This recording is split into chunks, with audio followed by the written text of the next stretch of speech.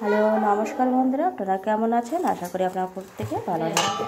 তো বন্ধুরা, আজকে আমি আপনাদের সামনে এই যে বেগুনগুলো লম্বা লম্বা করে কেটে নিয়েছি, আর এদিকে হালকা করে ইলিশ মাছটাকে ভেজে রেখেছি। তো বেগুন দিয়ে ইলিশ মাছের পাতলা ঝোলটা আপনাদের সামনে শেয়ার করব। তো তেল দিয়ে দিয়েছি, এখন দিয়ে দিচ্ছি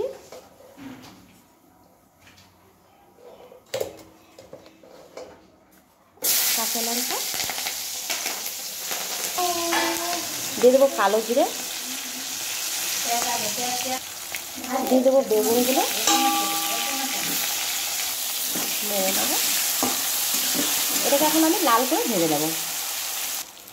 এখন এটা লাল করে ভাজা হয়ে গেছে, তো আমি এখন এখানে দিয়ে দেবো আদা জিরা বাটা। আদা জিরা বাটাটা দিয়ে এখন আমি নেড়ে নেব। তো এখন বেগুনটা দেখুন লাল করে ভাজা হয়ে গেছে, এখন দিয়ে দেবো জল।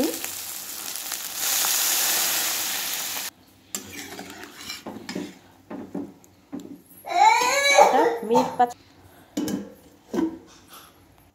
তখন এটা আমি ঢাকনাটা খুলে দিচ্ছি।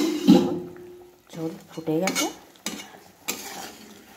এখন দিয়ে দেবো মাছ।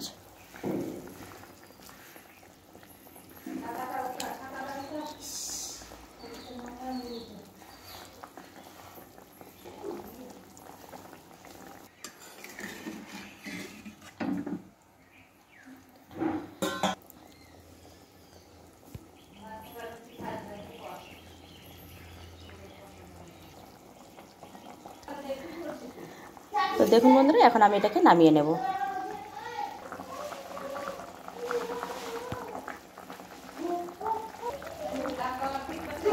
এটাকে এখন আমি নামিয়ে নেব।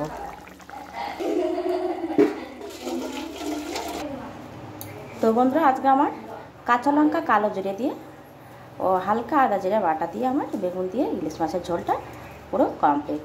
তো আপনারা অবশ্যই লাইক কমেন্ট শেয়ার সাবস্ক্রাইব করতে যেন ভুলেন না। আজকের মতো টাটা। আমি আবারও আসবো আপনাদের সামনে নতুন নতুন রেসিপি নিয়ে আসার চেষ্টা করব। টাটা।